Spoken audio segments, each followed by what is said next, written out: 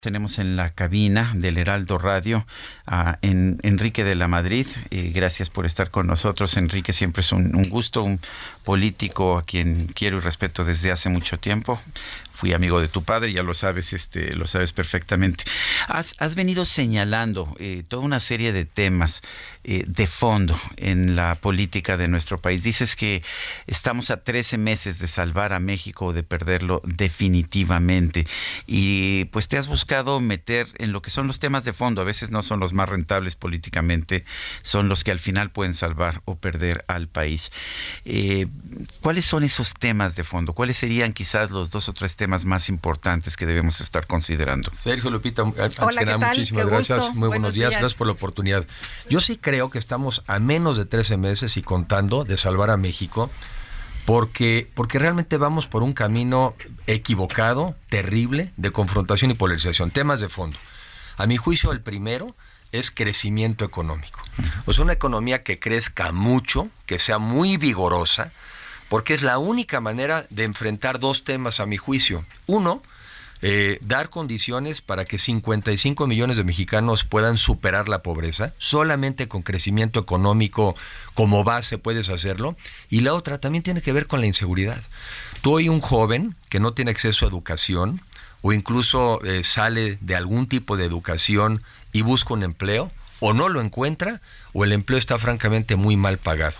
Y la alternativa que le queda es tratar de emigrar. La emigración de los mexicanos hacia los Estados Unidos se ha triplicado, incorporarse a la economía informal o a las filas del crimen organizado. Esas son sus opciones. Entonces, para resolver y superar la pobreza y también para enfrentar los temas de la inseguridad, Sergio, Lupita, lo primero es una economía que crezca mucho. Y a mí, francamente, me molesta, me enoja las oportunidades perdidas todos los días en este país a partir de un gobierno incompetente que no está aprovechando el conflicto de China con Estados Unidos, el famoso nearshoring, que no le entiende al tema del cambio climático y podríamos estar haciendo todo un sector energético con la generación de cuando menos 1 millón de empleos al año, y que tampoco le entiende nada del mundo digital. Entonces estamos perdiendo todos los días oportunidades. Una es economía. La otra, Sergio, sin duda, yo creo que es este tema del Estado de Derecho, de la inseguridad. Venía leyendo el periódico en la mañana, ¿no? Lo de Matehuala, otros 50 secuestrados, y si no son 170 por allá. Sí. O sea, es un desastre. Bueno, y lo que dice el presidente es tengan cuidado, porque ahí secuestran. Sí, tengan cuidado. Una Guardia Nacional, que supuestamente uno de los temas que tendría que atender son las carreteras federales. Y en cambio, las indicaciones que tienen los de la Guardia Nacional es no confronten, no se peleen, no vayan. Entonces, yo creo que el segundo es sin duda el tema de seguridad, Estado de Derecho. Y yo juntaría 2 para que quepan 3. No puede ser 3 o 4, no. Educación y un sistema de salud universal. También he estado leyendo la propuesta que no tiene ni pies ni cabeza de la nueva currícula en materia educativa en México. Es un desastre, ¿no? Oye, es que te invitan a que te rebeles contra la situación de injusticia con la que naciste. Está bien, pero ¿y con qué herramientas? Pues tiene que ser con educación, con preparación, con tecnología. No, tú rebélate y tú enójate. Y ya sabes qué, en tu comunidad es donde vas a aprender todos los problemas y todas las soluciones. Oye, si me tocó enfrente unos puerquitos, enfrente ahí de los puerquitos vas a aprender. Un gobierno muy deteriorado, una visión de país que a mi juicio no tenemos por qué estar así, y México tiene derecho a un mucho mejor país, un mucho mejor gobierno.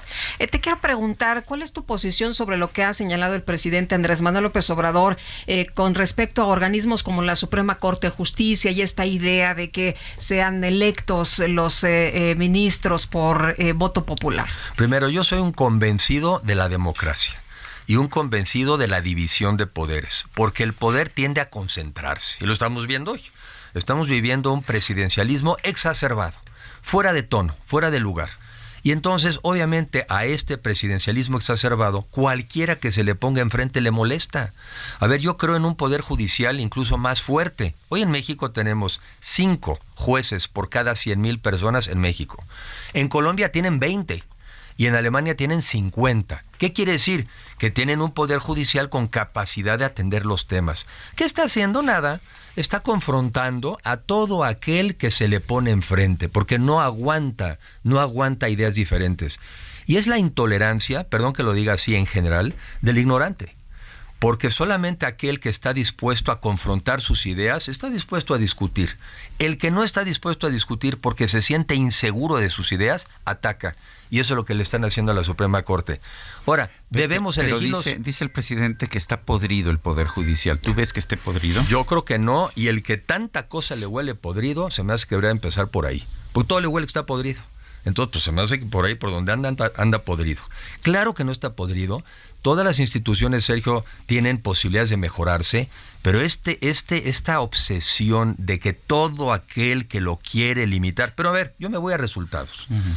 Si fuera tan eficaz, pues no veo por qué tenemos 4 millones más de pobres. Si este gobierno, que ahí sí no depende del Poder Judicial, sino de ellos mismos, tienen 45 millones de recetas que no han podido surtir porque no tienen medicinas, ¿sí? Tiene 153,600 homicidios al viernes de la semana pasada. Nada de eso depende del Poder Judicial. A mí se me hace que el que anda bastante podrido es el Poder Ejecutivo de este país. Enrique, propones que hay que salvar a México. ¿Cómo se salva México? ¿Cuál es la idea? ¿Qué es lo que se tiene que hacer y salvarlo de qué? Salvarlo de esto, salvarlo de este camino del cual no podamos volver a regresar, de este país polarizado y enfrentado, de esta violencia fuera de control. Y la única alternativa que tenemos, Lupita y Sergio, es que tengamos un cambio de gobierno. No solamente cambio de gobernantes, que eso lo doy por sentado, cambio de gobierno. Yo soy un convencido de que ya México tiene que pasar a este gobierno de coalición, que es la única manera de tener un contrapeso contra este presidencialismo exacerbado. También porque hay que ser realistas, todos los que estamos en la oposición no nos alcanza si vamos solos a competir, como no les alcanza a ellos.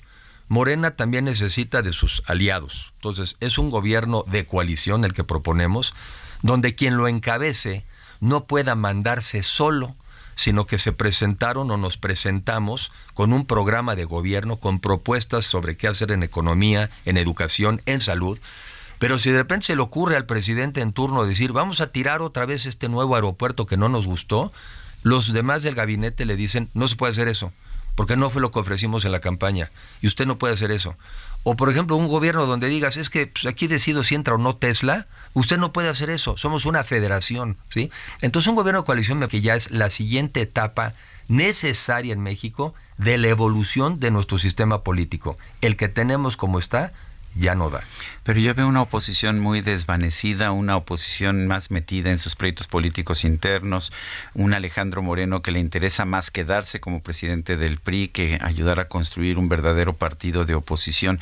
¿Se puede construir sobre la base de esta oposición? Se puede, Sergio, y se debe. Y creo que hay que fijar como fecha límite este mes de junio, para que en junio fijemos las reglas de cómo debe ser el proceso de selección de los candidatos, no solamente para la presidencia, porque hay 9 gubernaturas. Yo creo en un proceso democrático, abierto, muy ciudadano, donde las personas puedan y podamos participar, ver debates, conocer a las personas, ver su ideología, algún tipo de método donde puedan o podamos votar y decir, estas personas son las que me van gustando, algo que entusiasme, porque si el método entusiasma, Sergio y Lupita, entonces ahí es donde nos vamos a poder compensar contra la excesiva participación de los candidatos de Morena. Entonces, si no es un método democrático, equitativo y sobre todo ciudadano, efectivamente no tendríamos posibilidades, pero claro que tenemos que hacer, y en eso estoy convencido que muchos, pero cuando menos yo, voy a insistir en ese método, porque si no es así, no es. Enrique, le hemos preguntado también a otras personas que han señalado sus aspiraciones a obtener la candidatura para la presidencia de este país, que Morena dice, y los de Morena y los aliados, que no hay oposición, que prácticamente van en caballo de Hacienda, ¿no? Y que además el presidente ha señalado hace unos días, pues, que el plan que sigue ahora es, pues, tener todo el Congreso. Varios comentarios. Primero, hay que recordarle al auditorio que apenas en el 21, esta oposición, que dice el gobierno que no existe, fue la que impidió que tuvieran mayoría calificada en el Congreso, y gracias a eso se detuvieron 2 pésimas reformas. La reforma en materia energética, que es un desastre, y la electoral. O sea que gracias a que sí hay oposición. Para los diputados hubo 2 millones de votos más por la oposición que por el gobierno y sus aliados. O sea, eso ya pasó. Y si en la Ciudad de México hubiera habido elecciones para jefe o jefa de gobierno, la hubieran perdido. Entonces, sí hay oposición. Ahora, mi otra reflexión es, la oposición somos todos. Todos aquellos que no estamos de acuerdo con el gobierno actual, somos parte de la oposición. Y creo hoy en día que todavía un rol más importante tienen que jugar los ciudadanos, quienes a mi juicio se le tienen que imponer hasta cierto punto a los partidos. O para decirlo de manera más pacífica, tenemos que encontrar un acuerdo.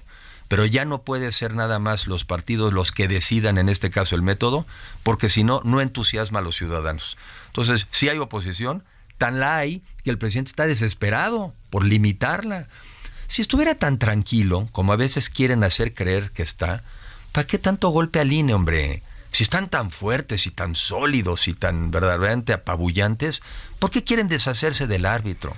Bueno, vamos a tener que ir a una pausa, Enrique, porque tenemos que ir a una pausa en todo el país y lo hacemos todo al mismo tiempo. Si te quedas con nosotros por unos favor. minutos, continuamos, son las 8:55. Regresamos. Continuamos en el Heraldo Radio, se encuentra con nosotros Enrique de la Madrid, político. Estamos hablando de los procedimientos para elegir un candidato o escoger un candidato por parte de la oposición, una oposición que se ve dividida. Este proceso tendría una encuesta, preferirías unas elecciones primarias. Lo que estamos viendo es que Morena parece ya está muy organizada, ya sabe que quiere sus encuestas, sabe cuándo va a hacer sus encuestas, está tranquilizando, digamos, a los caballos para que no se desboquen, a las corcholatas, perdón, para que no se desboquen. Pero en la oposición no parece haber ni siquiera una estructura para definir las reglas. ¿Qué opinas? ¿Qué debería hacerse? ¿Cómo no? Bueno, primero más ratificar que sí hay un compromiso de ir juntos en la presidencial, en las 9 gubernaturas, en la Ciudad de México. El compromiso, cuando menos hoy, PRI, PAN, PRD, de ir juntos está. Lo segundo, bueno, ahorita tenemos las elecciones enfrente del Estado de México y Coahuila, pero pasando esas elecciones, y yo sé que desde antes, de hecho yo creo que la semana que entra empiezan estas reflexiones y algunos ya las tienen de tiempo atrás. ¿Qué me gustaría a mí ver? Me gustaría ver primero debates o diálogos entre los aspirantes del lado de la oposición. ¿Para qué? Para conocernos, para que la gente sepa qué pensamos, quiénes somos, cuál es nuestra experiencia, de diferentes temas, diálogos temáticos, que además sean en diferentes regiones del país, que sean de diferentes zonas y probablemente con una metodología donde la gente pudiera incluso calificarlos. Oye, en este debate me pareció mejor la posición de fulano, o de plano este otro estaba perdido. Yo digo que como los semestres, que no haya un examen, sino que haya parciales. Entonces, varios debates, porque igual te fue mal en uno, o no era el tema que más te sabías, pero después de varias exposiciones, te quedaría muy claro quién es él o la mexicana con más capacidades de hacer dos cosas. Una, de competir y ganarle a Morena. Y dos, de formar el mejor gobierno de la historia reciente de este país. Porque va a quedar tan destrozado el país en todos los temas. Estaba yo escuchando antes de mi intervención, Juan Carlos Anaya, conozco yo el tema del campo también porque fui director de la Financiera Rural, y es un desastre. Desde el año 2002 teníamos todo un sistema de protección en el campo precisamente para proteger contra las fluctuaciones de los precios. Porque se te cae el maíz, se te cae el precio del trigo, pero teníamos un sistema de coberturas financieras para cubrir esas pérdidas. Lo que toques, a donde yo voy en México, si son medicinas, si son la ciencia, si es la cultura, si es el campo, si es la inseguridad, es un desastre. Entonces, volviendo al método. Y además de esos debates, sí fueron encuestas bien hechas y encuestas regionales con una misma metodología para que también te digan quién le ven más posibilidades. Pero ponderaría, le daría un peso a los debates, le daría un peso a las encuestas, y claro que del otro lado tienen una encuesta. No sé ni para qué pierden el dinero.